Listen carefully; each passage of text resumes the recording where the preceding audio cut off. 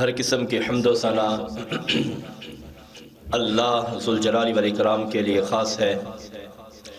ان گنت لا تعداد لا محدود بے انتہا درود و سلام ہوں سید الاولین والآخرین، امام کائنات، فخر موجودات، احمد مجتبی حضرت محمد مصطفیٰ صلی اللہ علیہ وسلم کی ذات گرامی پہ۔ اللہ کی ہمیشہ رحمت نازل ہوں ان لوگوں پہ جنہوں نے ہر پریشانی میں، ہر مصیبت میں، ہر صدمے میں اور ہر بڑی ضرورت کے وقت صبر کا دامن تھامے رکھا اور اللہ ذوالجلال والاکرام کے سامنے گڑ گڑائے نماز کا اہتمام کیا۔ اللہ ذوالجلال والاکرام ارشاد فرماتے ہیں اہل ایمان کو مخاطب کرتے ہوئے، اے ایمان والو، تم دو چیزوں کے ساتھ مدد حاصل کرو، نمبر 1 صبر اور نمبر 2 نماز۔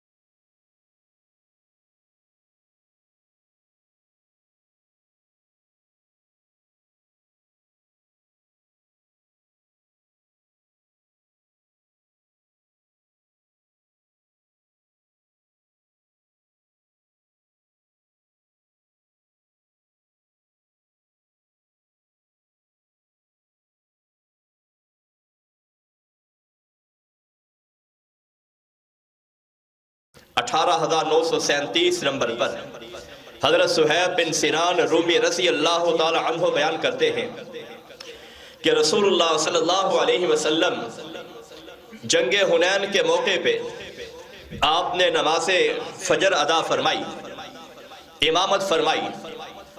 اس کے بعد رسول اللہ صلی اللہ علیہ وسلم زبان ہی زبان میں کچھ آپ وظیفہ پڑھ رہے ہیں۔ صحابہ کرام بیان کرتے ہیں کہ ہم نے کوشش کی کہ ہم یہ سمجھ پائے کہ رسول اللہ صلی اللہ علیہ وسلم کیا پڑھتے ہیں، آپ زبان کے اندر اپنے ہونٹوں میں کیا پڑھ رہے ہیں، کس چیز کی ادائیگی کر رہے ہیں، مگر ہم اس مقصد میں کامیاب نہ ہوئے۔ رسول اللہ صلی اللہ علیہ وسلم نے بھی ہمیں کچھ نہ بتایا۔ بالآخر ہم نے پوچھا، اللہ کے رسول صلی اللہ علیہ وسلم آپ کیا پڑھ رہے ہیں؟ ہم نے آپ کو دیکھا ہے کہ اس سے پہلے آپ کا یہ معمول نہیں تھا، اب یہ معمول کیوں ہے، یا اب آپ اس کا کیوں اہتمام کرتے ہیں؟ رسول اللہ صلی اللہ علیہ وسلم ارشاد فرماتے ہیں، بات یہ ہے میں پڑھتا کیا ہوں، اللہم بکا احاول وبکا اصاول وبکا اقاتل ولا حول ولا قوت الا باللہ۔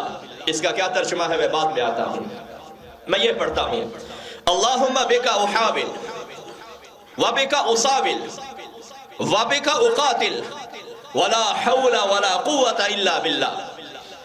میرا یہ پڑھنے کا مقصد کیا ہے؟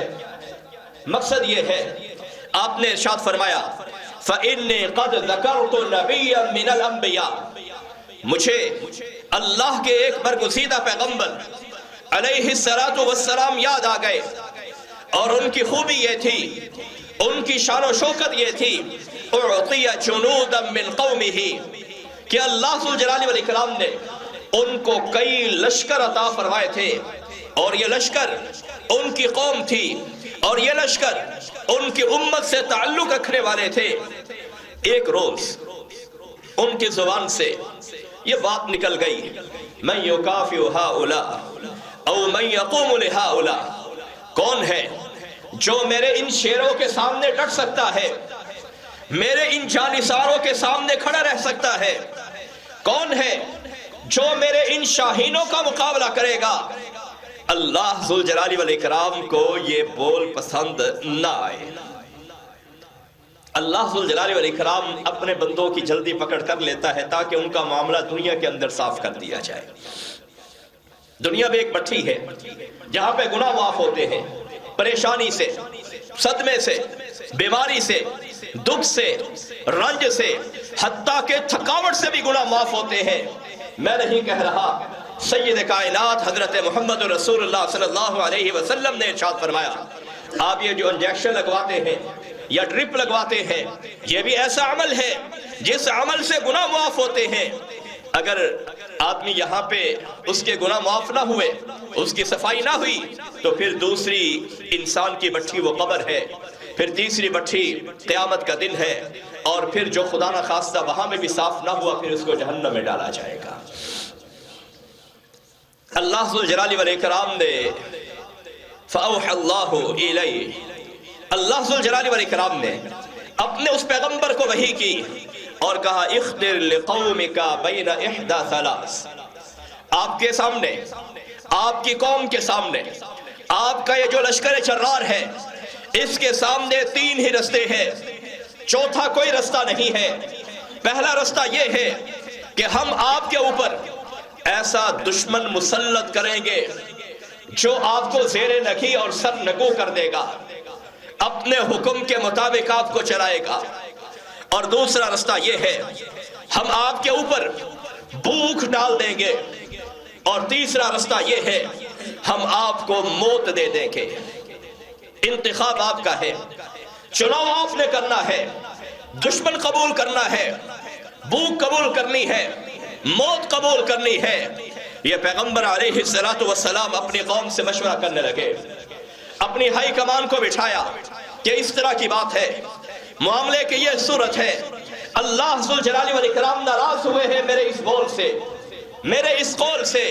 اللہ ذوالجلال والاکرام نے فرمایا ہے تین چیزوں میں سے ایک کا انتخاب کر لو، چوتھا کوئی رستہ نہیں ہے۔ یہ کیا کہنے لگے؟ انت نبی اللہ نقل ذالک الیک، بات یہ ہے آپ اللہ کے پیغمبر ہیں، اللہ ذوالجلال والاکرام نے لوگوں کی ہدایت کے لیے، ہماری رشد و ہدایت کے لیے آپ کا انتخاب کیا ہے، لہٰذا ہم یہ معاملہ بھی آپ کے لیے، آپ کے اوپر چھوڑتے ہیں، آپ کے اوپر چھوڑتے ہیں۔ فخر لنا، جو آپ ہمارے لیے آپشن پسند کریں گے ہمیں وہ خوش دلی سے قبول ہے۔ فقام الی الصلاۃ، یہ پیغمبر علیہ السلام کیا کہنے لگے، کیا کرنے لگے؟ انہوں نے کیا کام کیا؟ انہوں نے ان تینوں آپشنوں میں کون سا آپشن ہمیں چننا چاہیے اس کے لیے نماز کا انتخاب کیا کہ مجھے نماز پڑھنی چاہیے۔ فقام الی الصلاۃ، وہ نماز کے لیے کھڑے ہوئے۔ حضرت محمد رسول اللہ صلی اللہ علیہ وسلم یہ واقعہ بیان کر رہے ہیں، اور ساتھ ہی آپ نے ارشاد فرمایا وَكَانُوا يَفْضَعُونَ إِذَا فَضِعُوا إِلَى الصَّلَاةِ، انبیاء علیہ السلام کا طریقہ کار تھا، نبیوں کا یہ اسلوب تھا کہ جب بھی کوئی گھبراہٹ لاحق ہوتی، کوئی بڑا معاملہ درپیش ہوتا، فَضِعُوا إِلَى الصَّلَاةِ، وہ نماز کی پناہ لیتے۔ بڑے خوبصورت الفاظ ہیں، ذرا غور کیجئے۔ ایک بچہ جب ڈرتا ہے، ڈر کر اپنی ماں کے پاس چھپنے کی کوشش کرتا ہے، اپنے باپ کے پاس چھپنے کی کوشش کرتا ہے۔ بڑا انسان بھی ڈرتا ہے، وہ اس جگہ سے نکل کے ایسی جگہ پہ پہنچنے کی کوشش کرتا ہے جو اس کے لیے محفوظ ہو۔ ایسی کیفیت کو فَضِعُوا إِلَىٰ کہا جاتا ہے کہ اس نے فلاں چیز کی پناہ لی، فلاں چیز کی پناہ کے اندر چلا گیا۔ انبیاء علیہ السلام کا طریقہ تھا جب ایسی بڑی پریشانی آتی تو نماز کی پناہ کے اندر چلے جاتے کہ نماز ہمیں تسکین بخشے گی۔ نماز اللہ ذوالجلال والاکرام سے رابطے کا سب سے مضبوط ترین ذریعہ ہے۔ یہی نماز ہے جو ہمیں درست فیصلہ کرنے کی ہماری رہنمائی کرے گی۔ یہی نماز ہے جو ہمارے مستقبل کے لیے ہمارا لیے لاہ عمل تیار کرے گی۔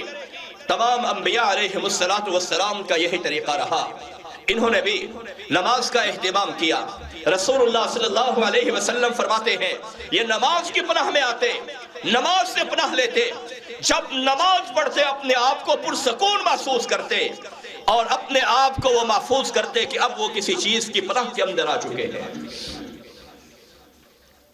نماز پڑھنے کے بعد فارغ ہوئے، اللہ ذوالجلال والاکرام سے عرض کرنے لگے، اللہ بات یہ ہے، ہم نہیں چاہتے ہم اتنے سپر پاور، اتنی مضبوط قوتوں کے مالک، اتنے عساکر رکھنے کے باوجود، اتنے جیوش رکھنے کے باوجود، اتنے لشکر رکھنے کے باوجود ہم دشمن کے سامنے سر نگو ہو جائیں، شکست قبول کر لیں، مغلوب ہو جائے وہ غالب ہو جائے، ہم شکست کھا لیں وہ فاتح بن جائے۔ اللہ یہ آپشن قبول نہیں ہے۔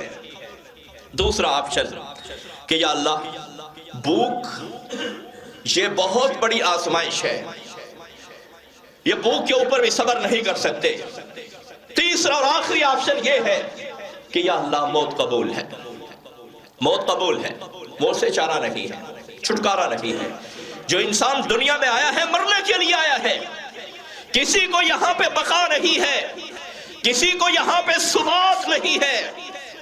اللہ ذوالجلال والاکرام نے ارشاد فرمایا ٹھیک ہے، فَسَلَّطَ عَلَيْهِمُ الْمَوْتُ ثَلَاثَةَ أَيَّامٍ فَمَاتَ مِنْهُمْ 70 أَلْفًا۔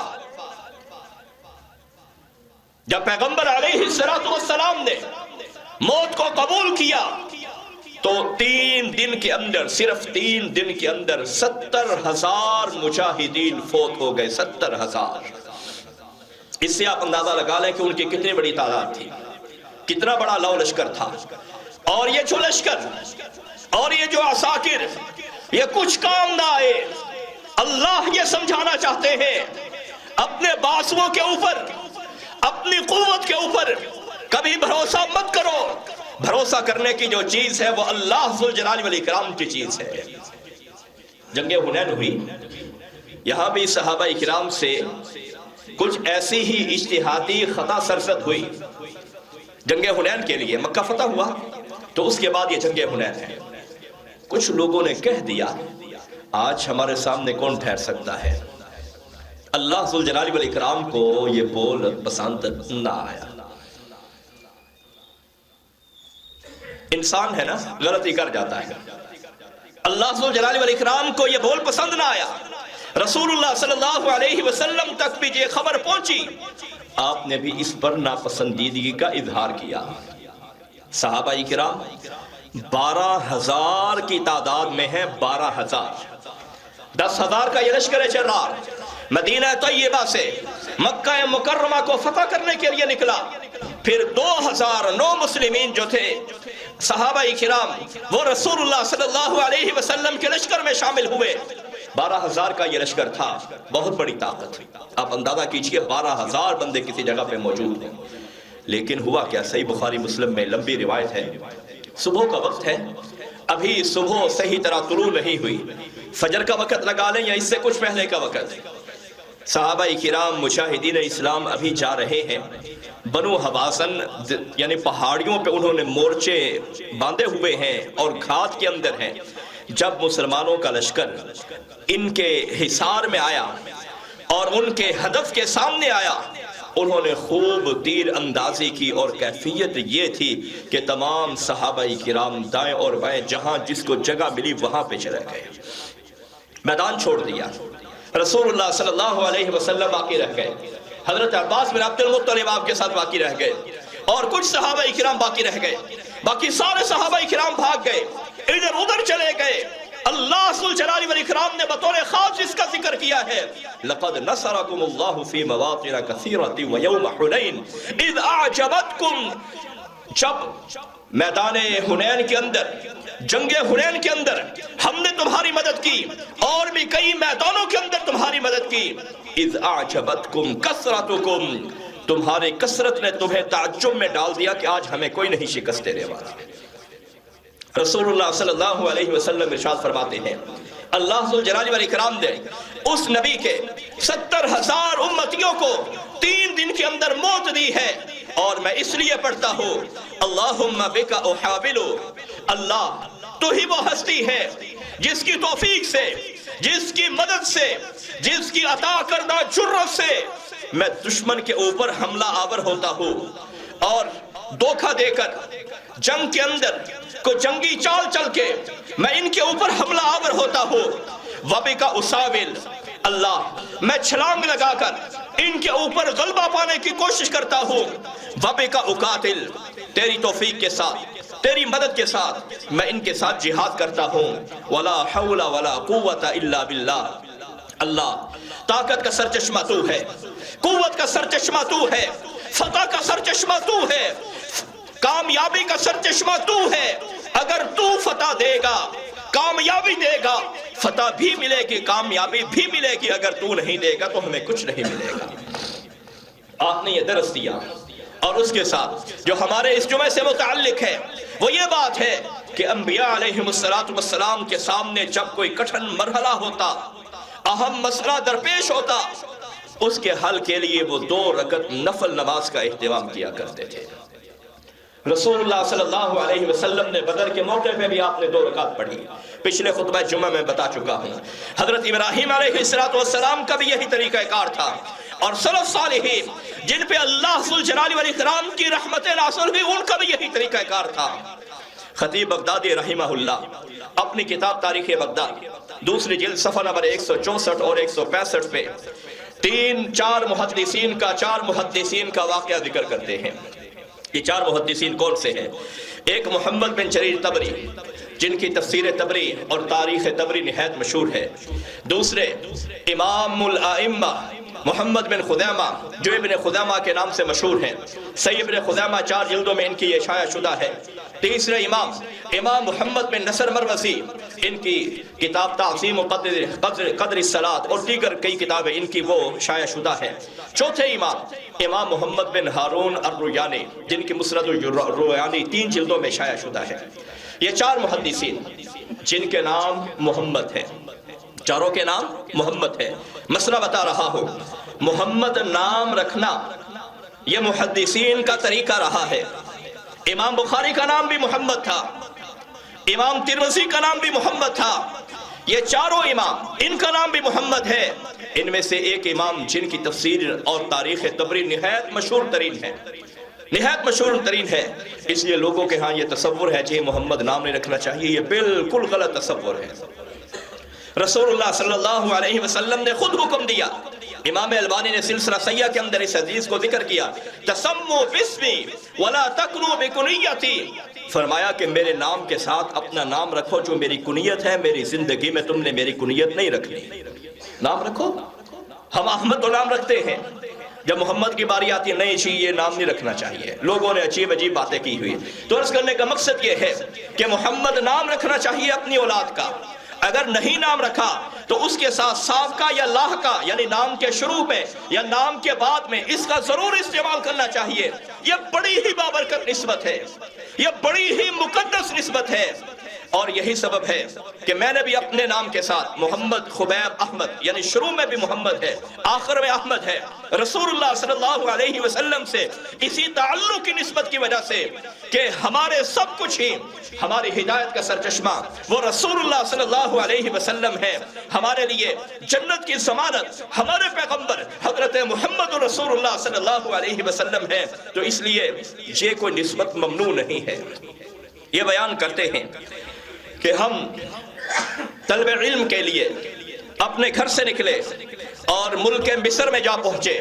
اس زمانے میں طریقہ کار مختلف تھا۔ طریقہ کار یہ تھا کہ ایک محدث اپنے شہر کے علماء سے پڑھنے کے بعد دوسرے شہر کے علماء کے پاس جاتا اور جا کر اس کے پاس جو حدیثیں ہوتی وہ حدیثیں اس سے لکھتا، اس سے نقل کرتا، پھر وہاں سے قصب فیض کے بعد اور شہر میں چلا جاتا، دوسرے شہروں میں گھوما کرتا۔ یہ مکہ، مدینہ، بغداد، بصرہ، واسط اور دیگر جو کوفہ، یہ جو شہر ہیں، ملک شام بھی اس کے اندر شامل ہے، ملک یمن بھی اس کے اندر شامل ہے، یہ سب علوم کے شہر ہوا کرتے تھے، اور محدثین کرام اپنے شہروں سے نکل کر ان جگہوں پہ جایا کرتے اور حدیثوں کو اکٹھا کیا کرتے۔ آج ہمارے موبائل کے اندر یہ ساری چیزیں موجود ہیں، ہمیں ان چیزوں کا ادراک نہیں ہے کہ ہمارے اسلاف نے اس کے لیے کتنی محنتیں کی ہیں، حضرات محدثین نے اس کے لیے کتنی محنتیں کی ہیں، اور اس حوالے سے میرے پاس بہت سارا مواد ہے کہ ہمارے اسلاف نے، محدثین نے ایک ایک حدیث کے انتخاب کے لیے، ایک ایک حدیث کو پڑھنے کے لیے، اپنی اس سند کو محفوظ کرنے کے لیے کس قدر طویل ترین انہوں نے سفر کیے ہیں۔ یہ بیان کرتے ہیں، ہم ملک مصر میں پہنچے، ہمارے پاس جو پیسے تھے وہ پیسے ختم ہو گئے، بھوک کی شدت نے آ پکڑا۔ رات کے وقت جو ہم نے وہاں پہ مکان وغیرہ کرائے پہ لیا تھا، ہم چاروں محدثین اکٹھے ہوئے، اکٹھے ہو کر بات کی کیا کرنا چاہیے، کھانے کے لیے کچھ بھی نہیں ہے اور بھوک کی شدت سب کے سامنے ہے۔ کہنے لگے اسرا کرتے ہیں، قرآن اندازی کرتے ہیں، قرآن اندازی کے بعد جس کے نام کا قرآن نکلا وہ کھانے کا اہتمام کرے گا۔ آپ اندازہ کیجئے، اللہ والوں کو اللہ ذو الجلال والاکرام محدود رزق دیتا ہے، اس کی یہ سنت رہی ہے، بہت زیادہ بہت وسیع رزق نہیں دیتا۔ کہنے لگے قرآن اندازی کیجئے۔ قرآن اندازی میں امام الائمہ، اس کا مطلب ہے اماموں کے امام، اور یہ لقب امام ابن خزیمہ رحمہ اللہ کو ملا۔ ان کے نام کا قرآن نکلا کہ یہ جائیں اور جا کر کھانے کا انتظام کریں۔ امام الائمہ نے دیکھا، پریشان ہو گئے اور کہنے لگے امہلونی حتی اصلی صلاۃ الخیارہ، مجھے تم مہلت دو، میں ایک ایسی نماز پڑھنا چاہتا ہوں جس نماز میں میں 100% اللہ کی محبت میں ڈوبنا چاہتا ہوں، مکمل طور پر صدق کے دل کے ساتھ، پوری توجہ کے ساتھ میں یہ نماز کی ادائیگی کرنا چاہتا ہوں۔ انہوں نے کہا ٹھیک ہے آپ نماز کی ادائیگی کیجئے۔ الفاظ ہے فاندفع فی الصلاۃ، انہوں نے نماز شروع کی، کیا خوبصورت ترین نماز پڑھی۔ ظاہر بات ہے جب انسان کی طلب بڑھتی ہے پھر اس کے اندر اخلاص بڑھ جاتا ہے، بھوک ہے، فاقے ہے، اور کیفیت یہ ہے کہ بھوک کی وجہ سے چلنا بھی مشکل ہے۔ امام الائمہ ابن خزیمہ نے نماز پڑھی، ابھی نماز پڑھ رہے تھے تو کہنے لگے کہ تھوڑی ہی دیر کے بعد آپ دعا کی قبولیت دیکھیے، اللہ والوں کا طریقہ دیکھیے، اللہ والے اپنی پریشانیوں کا ازالہ کس طرح کرتے ہیں۔ اگر گھر کے اندر بھوک ہے، بہترین نسخہ آپ کو بتا رہا ہوں، کوئی ایسی پریشانی لاحق ہو گئی ہے، بجلی کا بل زیادہ آ گیا، گیس کا بل زیادہ آ گیا، یا کوئی ایسی پریشانی لاحق ہو گئی، یہ مجرب نسخہ ہے، آزمودہ نسخہ ہے، بہترین نسخہ ہے۔ بیان کرتے ہیں میں نماز پڑھ رہا تھا، ایک آدمی آیا، اس کے ہاتھ میں ایک شمع ہے اور اس نے آ کر دروازہ کھٹکھٹایا۔ دروازہ کھٹکھٹانے کے بعد پوچھنے لگے آپ میں محمد بن نصر کون ہے؟ مروزی رحمہ اللہ بہت بڑے حدیث کے امام ہیں، ہمیں شاید ان چیزوں سے اتنا ربط نہ ہو، یہ دوستو ہمارا المیہ ہے، درد کی بات کہنے لگا ہوں، ہمارا یہ المیہ ہے، ہمیں اینکروں کے نام یاد ہیں، سیاستدانوں کے نام یاد ہیں، اور جو کھیل کود سے تعلق رکھنے والے ہیں ان کے نام یاد ہیں۔ اگر پوچھا جائے نا کہ عشرہ مبشرہ بالجنہ کن کو کہا جاتا ہے، ہمارے لیے شاید 10 پورے کرنا بھی مشکل ہو جائے۔ آپ یہ بھی سوچ رہے ہوں گے مول صاحب نے کیا کہہ دیا عشرہ مبشرہ بالجنہ۔ اگر پوچھا جائے خلفائے راشدین کون ہیں، شاید یہ پورا کرنا بھی ہمارے لیے مشکل ہو جائے۔ کہنے لگا محمد بن نصر مروزی کون ہے؟ کہنے لگا کہ میں ہوں۔ انہوں نے کہا کہ یہ آپ 50 اشرفیہ لیں، سونے کے سکے۔ پھر پوچھنے لگا، وہ بندہ پوچھنے لگا آپ میں محمد بن جریر طبری کون ہے؟ ان کو بھی 50 دی۔ محمد بن ہارون الریانی رحمہ اللہ یہ کون ہے؟ ان کو بھی 50 دی۔ محمد بن خزیمہ یہ کون ہے؟ انہوں نے کہا یہ نماز پڑھ لیں، ان کو بھی 50 دی۔ 200 اشرفیہ دی، اور ایک بندے کو جو انہوں نے اشرفیہ دی آج کے حساب سے 50 جو اشرفیہ ہے سونے کے سکے ہیں، ایک بندے کو جو اللہ ذو الجلال والاکرام نے مال دیا نا وہ تقریباً 38 لاکھ روپیہ بنتا ہے۔ 38 لاکھ روپیہ، یعنی 50 اگر دینار ہوں تو یہ 19.25 تولے بنتے ہیں، 18.75 یہ تولے بنتے ہیں 50 دینار کے۔ یہاں پہ یہ مسئلہ بھی میں بیان کرنا چاہتا ہوں، بعض لوگ کفارہ دینے کے لیے جب ان کو کہا جائے کہ یہ دینار ہے یا نصف دینار ہے، وہ کویتی دینار کو سامنے رکھ لیتے ہیں جو 1000 روپے کا ہے۔ نہیں، جو ہمارا یا شریعت کو جو مطلوب دینار ہے اس کا وزن 4 ماشے اور 4 رتی ہے، یعنی 4.374 گرام، 4.374 گرام کا ایک دینار ہوتا ہے، آدھے تولے سے کم کا ایک دینار۔ تو جو ان کو اس وقت اس والی مصر کی طرف سے، بادشاہ کی طرف سے جو دینار دیے گئے، ایک بندے کو تقریباً 38 لاکھ روپیہ ایک بندے کو دیا۔ وہ پوچھ رہے کہ معاشرہ کیا ہے، معاملہ کیا ہے؟ کہنے کے بات یہ ہے، ان الامیر کان قائلا بالامس، ہمارے جو بادشاہ ہیں کل دوپہر کو سو رہے تھے، انہوں نے خواب میں کیا دیکھا؟ ان المحامد جیاع، کہ آپ کے علاقے میں، آپ کے شہر میں 4 محمد ہیں، محمد بن شریر الطبری، محمد بن نصر المروزی، محمد بن ہارون الرویانی، محمد بن خزیمہ رحمہ اللہ، یہ 4 آپ کے علاقے میں ہیں، اور کس کیفیت میں ہیں؟ جیاع، چاروں ہی بھوک سے نڈال ہیں، قد طووا کشحہم، ان کے یہ جو کوکھیں ہیں بھوک کی وجہ سے یہ اندر داخل ہو چکی ہیں۔ بادشاہ نے کہا یہ تھیلیاں ان کو دے کر آؤ، اور ساتھ ہی کہا وَأُقْسِمُ عَلَيْكُمْ إِذَا نَفَدَتْ فَبْعَثُوا إِلَيَّ أَحَدَكُمْ، میں تمہیں قسم دے کے یہ بات کہتا ہوں، اگر یہ تمہاری اشرفیہ ختم ہو جائے، یہ جو ہم تمہیں 40 لاکھ روپیہ دے رہے ہیں یہ ختم ہو جائے، قسم دے کر کہتا ہوں کسی ایک بندے کو بھیج کر دوبارہ اتنے پیسے منگوا لینا۔ ہمارے لیے درس کیا ہے، نصیحت کیا ہے کہ جب بھی کوئی ایسا معاملہ درپیش ہو، 2 رکعت صدق کے دل کے ساتھ، پوری توجہ کے ساتھ، مکمل انہماک کے ساتھ، کامل وضو کے ساتھ، پورے یقین کے ساتھ اللہ ذوالجلال والاکرام کے سامنے ادا کیجئے، گویا آپ اللہ کو دیکھ رہے ہیں یا اللہ آپ کو دیکھ رہا ہے۔ اس کے بعد دعاؤں کے لیے ہاتھ اٹھا لیجئے، اللہ فقیر ہو، اللہ منگتا ہو، اللہ بھکاری ہو، مجھے یہ چیز چاہیے، تیرے پاس تو ہر چیز کے خزانے ہیں، تو نے نہ دی تو میں کہاں سے لوں گا؟ یقین کیجئے اللہ ذوالجلال والاکرام وہ چیز آپ کی جھولی کے اندر ڈالے گا۔ کیوں ڈالے گا؟ یہ اللہ سے مانگنے کا جو طریقہ ہے، یہ انبیاء کا طریقہ ہے، یہ صحابہ کا طریقہ ہے، یہ سلف صالحین کا طریقہ ہے، جن کے رستے پر چل کے انشاءاللہ العزیز ہم نے بھی جنتوں کا مکی بننا ہے۔